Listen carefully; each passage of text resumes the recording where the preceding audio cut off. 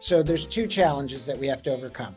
The first is we have to get people to know about the program and want to sign up. But the second is we have to make it a heck of a lot easier for them to sign up. And that's what we're trying to do with three different things that we're doing at Education Superhighway. Before we dive into today's interview, I wanted to make sure that you knew about a really cool show we've been doing for about 2 years now called Connect This. Because I've run into a few people who didn't know we've been doing that show. And it's a fun show. It's a panel show with usually four of us. Quite often, Kim McKinley, Doug Dawson, and Travis Carter all join me. They've been people that have been on this show and are all over the place in the broadband space doing great work. We get together to talk about what's happening over the course of the week in broadband, and you can find it at connectthisshow.com. We record it almost every other week, and it's a live show, usually on a Thursday around 2 o'clock Eastern Time. You can find all of our shows at ilsr.org/podcasts, and that includes one that we're releasing brand new, just launched it, called Building for Digital Equity.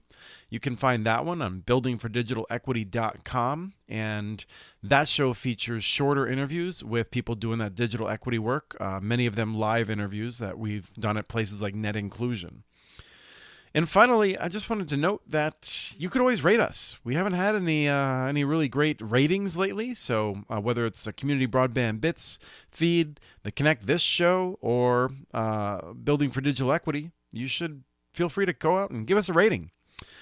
Now, before we dive into this interview today with Education Superhighway, I wanted to remind you about the federal funding programs because we talk about them quite a bit. And they include the $42.5 billion BEAD program. That is the main one people talk about. And we also talk about the Capital Projects Fund, which is being distributed through the Department of the Treasury. Mostly broadband-related funds, very flexible use of those funds, as well as ARPA, the American Rescue Plan Act. So we use CPF for Capital Projects Fund and ARPA pretty liberally, and I wanted to make sure you were remembering what those were. Now, I hope you enjoy this interview. Welcome to another episode of the Community Broadband Bits podcast. And I'm recovering a bit. My voice still isn't quite back yet. Did 22 interviews at Net Inclusion. I don't think that helped with the bug I picked up. But we're talking today about some really cool work that's being done to connect low-income families in particular. We're talking with Evan Marwell, who's back on the show after a long break, CEO of Education Superhighway. Welcome to the show. Great to be here, Chris. And then we also have Jenny Miller, the Director of Government Affairs. Welcome. Thanks, Chris. Good to be here. It's really great to see both of you. I'm especially right on the heels of Net Inclusion, where we saw so many folks that are doing this great work. I think it's a good place to start with just what does Education Superhighway do? Well, our mission has changed. As you know, the last time we saw each other, we were working on putting high-speed broadband into every public school in America. We started that work in 2012, and about 10% of schools had high-speed broadband that was sufficient for teaching and learning in the classroom. By 2019, we'd raised that number to over 99% of schools, and we actually thought we were going to go out of business at that point, having completed our mission. But then the pandemic happened, and as with so many people and organizations across the country and the world, it really changed our focus. And so today, we've switched our focus. We've launched what we call our 2.0 mission to work on closing what we refer to as the broadband affordability gap. So that is the 18 million households in this country that have access to the internet, but are offline because they can't afford it. And those households make up about 2/3 of the digital divide in this country. The other third being made up by people who have no infrastructure available to them, something that I know you talk about a lot, as well as people who, for whatever reason are just not interested in being online. So our mission today is to close the broadband affordability gap by connecting those 18 million people who have access but can't afford it. Let's talk briefly about how you do that, because I feel like one of the things that you do that I love is you develop technology to help people in this work, and we're going to talk about that in a minute with one of the new tools. But in general, I feel like your philosophy is that you are a nonprofit that also embraces kind of newer technology and tries to figure out how to use that to move the mission in ways that more traditional nonprofits aren't always so focused on, I think. Yeah, we're more in the camp of being a tech nonprofit than a traditional nonprofit. Our approach to this work, similar to our approach with school districts, is really has a few different layers. So the first layer is policy, and policy happens at both the federal level, which is usually where the money comes from. It came from the feds on the E-rate side for schools, and now the Infrastructure Act and some of the other legislation that came out of the pandemic. The second layer is working with states, because often states are either the place where the money flows to first, as we're seeing in the Infrastructure Act, but they're also the best distribution channel that's out there to get to the people at the community level, whether it's school districts or some of the organizations we'll talk about that are working on the home digital divide. And we need to use states as a distribution channel to get to them. So that's sort of our second layer of work that we do. And then the third thing that we do is we try to really empower the organizations and the institutions at the level where the work can happen, where people can actually get connected. So in version 1.0, that was empowering school districts. And we empowered school districts in a couple of different ways. So the first was we helped them with the technical expertise they needed. Like, what was it that they needed to put into their schools, and how do they write an RFP and to get that stuff? We also help them with figuring out where to get the best deals. We published this website that showed them what every school in the country was buying, who they were buying it from, and what price they were paying. And that website alone resulted in the price of broadband for schools going down over 90% over the course of 5 years. But then we also help them with finding the bidders, right? Who could actually provide them the service. And we're doing very similar things now on the home broadband side, right? We're helping the organizations locally do outreach to the people who need to get connected, the people who are in this broadband affordability gap. We're giving them the data that they need to find those people.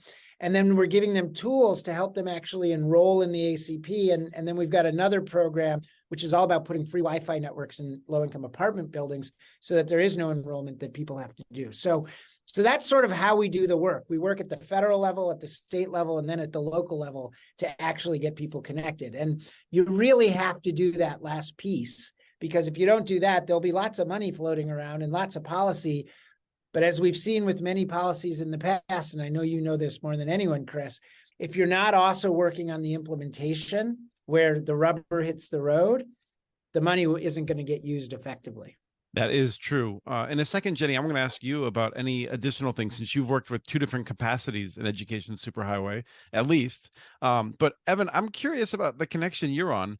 You're on a high-speed connection. Every now and then you're just dropping out a little bit. I think it's a nice reminder that these things aren't perfectly Boolean, right? Like, it's not like you have it or you don't. There's this gradations where you have a little reliability issue wherever you are. I'm in an office that I'm not usually in, and there's a lot of people here today, so maybe their Wi-Fi isn't set up properly.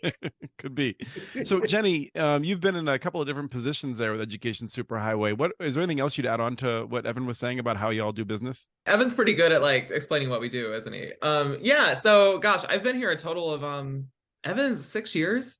And I think actually, Chris, I've kind of done the same thing, but now in two different missions, right? So first it was just with schools, and now I'd say it's also with schools, and it's more, it's just focusing on the home broadband affordability gap. And I say that's also with schools in the sense that schools are just such a good channel to get the word out. And in particular, there's two, Evan kind of touched on this, but there's two key programs that we're kind of focused on that we think to solve the broadband affordability gap with the given, deluge of funding that's out there that can go a long way and be really impactful. So the first one is ACP, Affordable Connectivity Program, which I know you talk about on here and Connect This, you talk about that all the time. Then the second one is this free apartment Wi-Fi high-speed networks in apartment buildings that Evan touched on. So yeah, I'm doing work kind of with state governments on, in both ESH 1.0 and 2.0.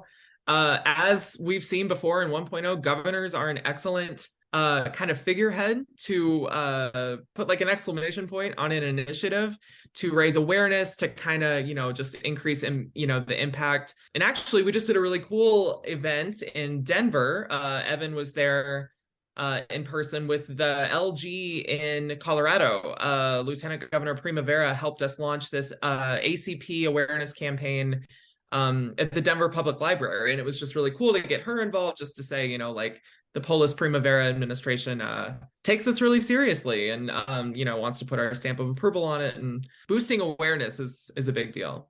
Did you roll out that new tool there? Is it a new tool, the Get ACP tool? So it's called getacp.org. And if you're listening, you can go to getacp.org and try it out. It's optimized for mobile, because if it's an ACP enrollment tool, lots of folks don't have internet, so they're gonna probably be on a mobile device. And the whole goal from our engineering team when they built this tool was to just kind of take the noise and the difficulty of the ACP application out. So it streamlines the process. It tells you the easiest way to qualify. It's going to spit out a document checklist to tell you what you need to apply. And then it's also going to give you a list of free with ACP plans in your area. So you punch in your zip code, and then it's going to give you all your plans. So in Colorado, we also rolled out getacp.org/Colorado. So that's kind of a co-branded version with the state's logo on it, because as we've seen with our pilots, trust is a big barrier to enrollment in ACP and government programs more generally. And we just did an interview with Meg Koifer on a new show that we launched with live interviews from Net Inclusion, and she was talking about how they set up within I think it's a county building or local municipal social services building, because people are often stuck there waiting in line, and that's where they can get a lot of the forms they need anyway. And the very fact that they are inside the organization shows that they are trusted. They're not on the outside of the organization handing out leaflets and scamming people. They've passed that barrier of trust. And I love that as a sort of understanding of how to go about, building that trust, showing that trust, and in getting people signed up. It was a really good place to set up. Yeah, that's really a great idea. We've got to do some of that, Jenny. I was going to say, yeah, that's I love it. Yeah. I was getting some of our partners, our state partners, to start using that as I could only imagine, like sitting at the DMV, right? And I was thinking the DMV while too. You're waiting, why don't you sign up for the ACP? I love that. I love that. Exactly. $30 off your internet plan. Who wouldn't want that? Well, and that's why I was curious, because it's remarkable to me how people who are doing this work, there's still best practices that are being developed that haven't been shared yet. And just the fact that this tool is really going to help, and we can hopefully get a lot more people to be aware of that. There's so many people we've heard of. I mean, my friend and partner in crime, Matt Rantanen, on our tribal work, he talks about the long list of people who started applications in Indian country and just never finished it because they were just like, no, it's just too much work. It's not happening. Well, that's for sure. And, as we think about the ACP enrollment challenges, I think a couple things I'd love to highlight. Look, we're up to, I think your data says 30%, 31% of We might have changed the denominator, though. That's the trick. Yeah, okay. It's very hard to figure out what the actual numbers are. So 31% of eligible households have enrolled. The thing that's really important to understand is if you look at enrollment, the most unconnected communities, places where 25% or more of households don't have internet, enrollment's probably 5%, right? So this is a real challenge for them. And it's exactly what you were just talking about. So there's two challenges that we have to overcome. The first is we have to get people to know about the program and want to sign up. That's the trust, that's the awareness building and all that. But the second is we have to make it a heck of a lot easier for them to sign up. And that's what we're trying to do with three different things that we're doing at Education Superhighway. So the first thing that we're doing is we've launched this getacp.org mobile website to really let you know really quickly, do you qualify? What's the easiest way to sign up? Give the checklist that Jenny talked about, and then help you find a plan. But we have much bigger plans for this. We're very hopeful that the FCC is going to allow us to hook GetACP right up into the national verifier so that people can go through the entire application in a much more user-centered, user-friendly kind of way. So that's the first thing. The second thing we're doing is we're providing real-time support for people. So we've stood up a contact center where if somebody's getting stuck, on what documentation they need, on how to navigate, how to answer different questions. They can, chat with our contact center, call our contact center. And we think this is something that we need to do nationally, for at the state level or even at the national level, is have a place that unfortunately isn't like USAC, where you can never get them on the phone, right? That people who are going through the process can get the help they need. But this is something, you're just funding this out of philanthropy, to be clear. Like you're like, this has to happen, we'll make it happen. Exactly. We're funding this out of philanthropy, and we're very fortunate to have, a number of donors who truly believe in the work that we're doing and the importance of connecting these folks. The third thing we're doing, though, is that we know that something like 10 to 15 or maybe even 20% of people, if we're going to get them signed up for the ACP, they need to go somewhere for help in person. They're just not going to do it on their mobile phone or even chatting with someone in a call center. And so we've launched something called Learn ACP, which is an online certification program that takes you through how do you answer all the questions the right way in the ACP application, so that when someone that you work with for some other reason, whether you're a housing, you're working in a housing authority or you're working at a health clinic or a place like that, this will, in 45 minutes, you can learn all the ins and outs of filling out the ACP so you can help them in person. And then we're building this net of these places, digital navigators, a lot of people call them, where we're going to be able to send people for in-person help, and they'll have been trained and certified in how to do this. That's excellent. It sounds like a lot of work, and sounds like someone believes that the ACP will be around longer than next summer. Well, I certainly do. I mean, look, I think there's all kinds of reasons why we need the ACP to continue.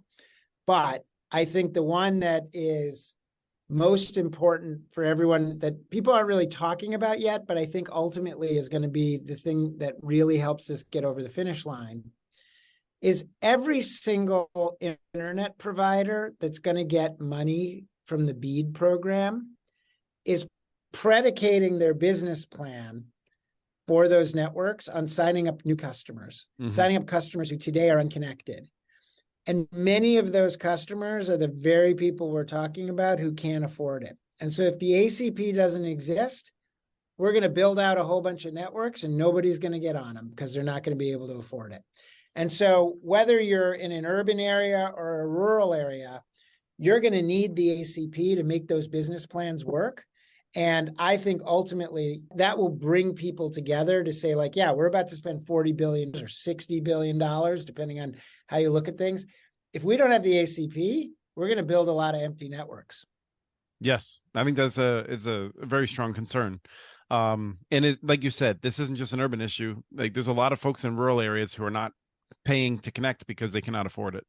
But I want to move on to the other item that you're working on. And so, Jenny, do you want to introduce us to what you're doing in the low-income apartment buildings?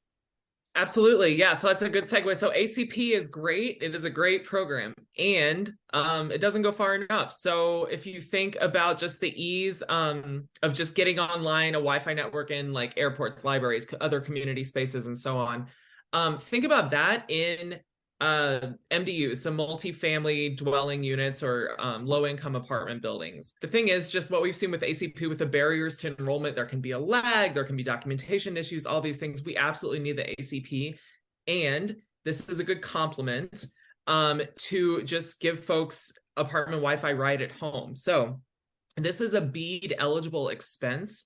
If their BEAD lays out a prioritization criteria that says, here are some criteria by which an apartment building is going to be prioritized for a BEAD eligible apartment Wi-Fi build out. We have a whole team, engineers, service provider folks who've come over to this nonprofit, who have built out this amazing program.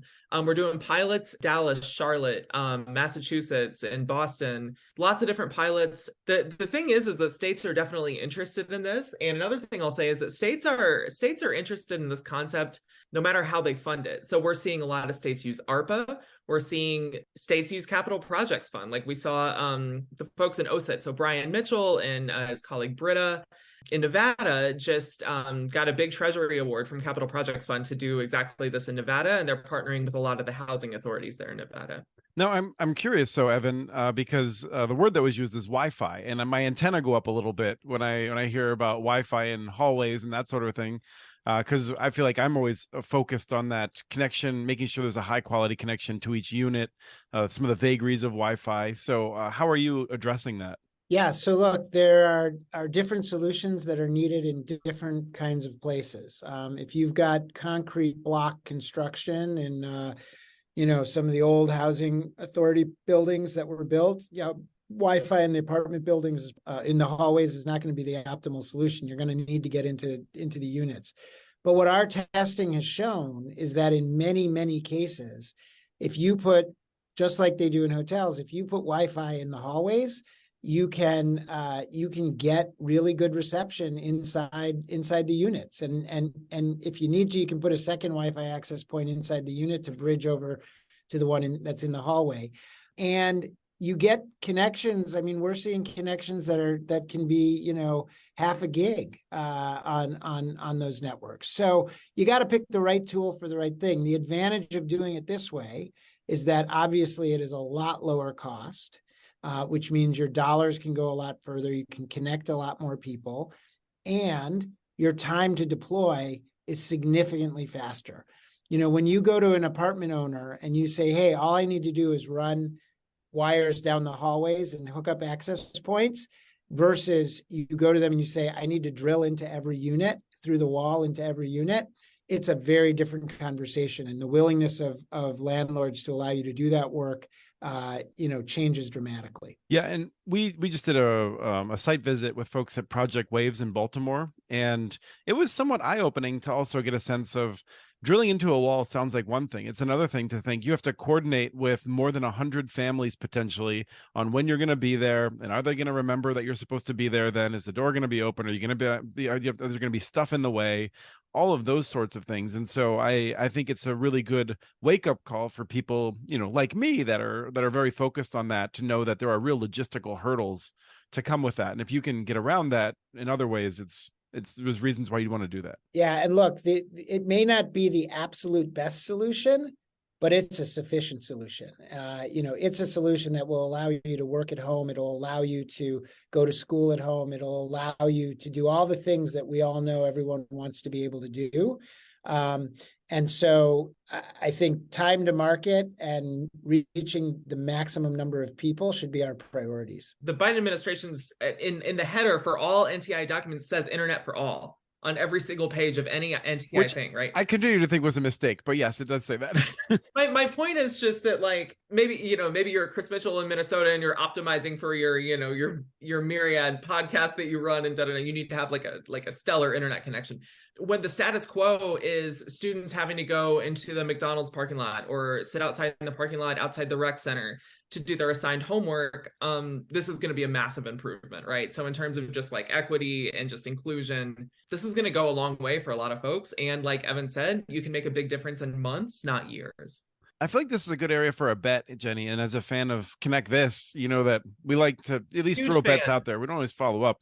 But how many states do you think are going to be taking advantage of the fact that they can use this BEAD money for this? Because my bet has been that there will not be very many. But you sound much more hopeful. So BEAD or ARPA, CPF, any federal dollars? What do you think? I'm more thinking about BEAD. I'm expecting most of the BEAD dollars to go to mostly rural areas. Go ahead, Evan. Yeah, so I was with you until we started talking to states about it. And states are very quickly doing the math in their head and saying, I can get to way more people, way more quickly, way lower cost by doing this apartment stuff.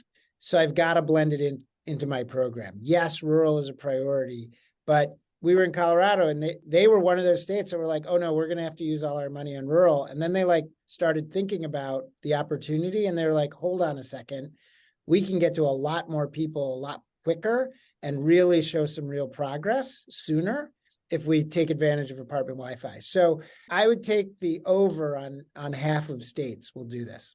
That's wonderful. And the word that you used was blend that I would just highlight. Blend is the right word. It's not going to be one or the other. They're going to have to blend it all together. Let's be honest too. There's a lot of money out there, an unprecedented level of broadband investment. And I mean, that's great. I mean, we need it, right? I mean, it's not the 90s anymore. Like we it's absolutely a need. It's essential. I kind of have an interesting lens just because I work with states one by one to implement these plans, right? What I am seeing is that states have maybe already leaned a little bit on, say, ARPA, CPF, et cetera. And now that we're waiting, because like we're all waiting, right? We're waiting for the BEAD funds. We're waiting for DEA funds. Everybody's waiting for the money. And I think the fact is like there's a lot of money to go around. And so like a lot of states are kind of taking like a hybrid approach, right? So there's like let's also let's do like a pilot with ARPA for like a small amount of money. Let's show proof of concept and then let's like blow it up and BEAD and really go big. Let's connect more cities or more apartments or expand the criteria or go like a lower unit count, slightly less economy of scale, for instance. Realizing that different building materials, different solutions, are you still seeing a common set of numbers in terms of cost per household of the MDUs? Because I'm guessing it's in the low hundreds, over a wide average.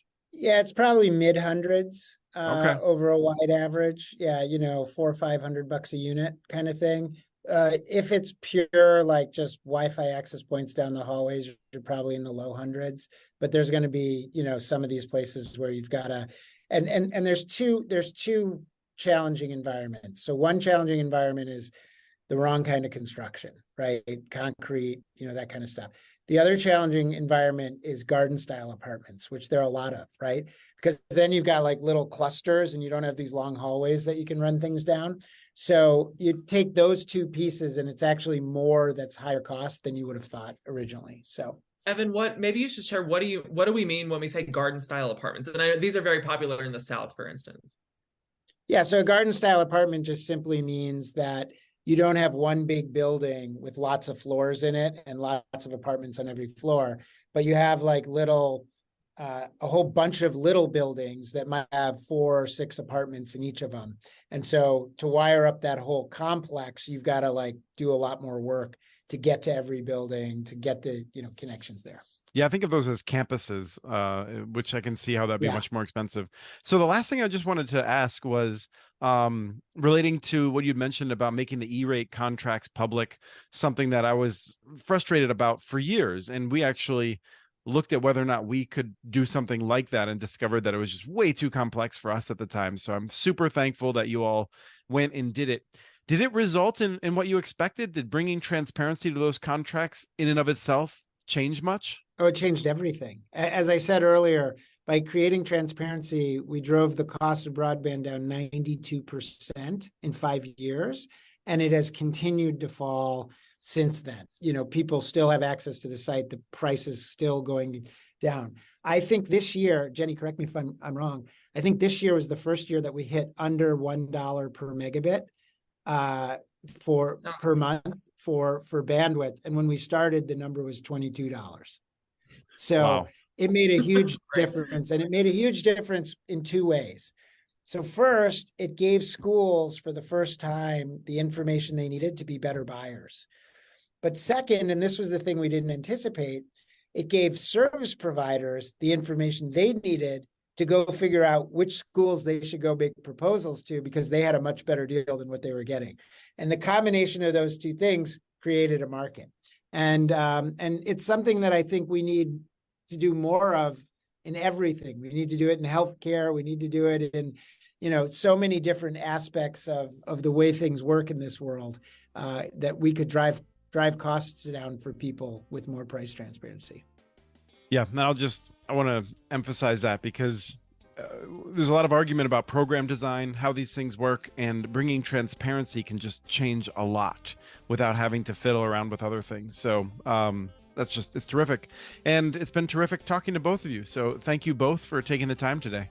Thanks for having us. Appreciate it. We have transcripts for this and other podcasts available at muninetworks.org/broadbandbits. Email us at podcast@muninetworks.org with your ideas for the show. Follow Chris on Twitter. His handle is @CommunityNets. Follow muninetworks.org stories on Twitter. The handle's @muninetworks. Subscribe to this and other podcasts from ILSR, including Building Local Power, Local Energy Rules, and the Composting for Community podcast. You can access them anywhere you get your podcasts. You can catch the latest important research from all of our initiatives if you subscribe to our monthly newsletter at ilsr.org. While you're there, please take a moment to donate. Your support in any amount keeps us going. Thank you to Arnie Huseby for the song Warm Duck Shuffle, licensed through Creative Commons. This was the Community Broadband Bits podcast. Thanks for listening.